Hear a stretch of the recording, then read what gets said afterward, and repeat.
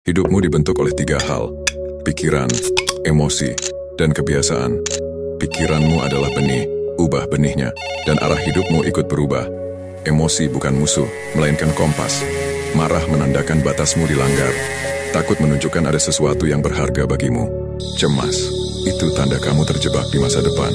Padahal hidup hanya ada di saat ini. Motivasi bisa padam, tapi kebiasaan adalah mesin yang akan tetap berjalan.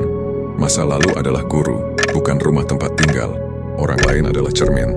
Apa yang mengusikmu dari mereka seringkali adalah bayangan dari dirimu sendiri. Dan kontrol, sebagian besar hanyalah ilusi. Satu-satunya hal yang benar-benar bisa kamu kendalikan adalah pilihanmu hari ini. Pada akhirnya, kamulah arsitek hidupmu. Setiap keputusan kecil adalah batu bata yang membangun masa depanmu.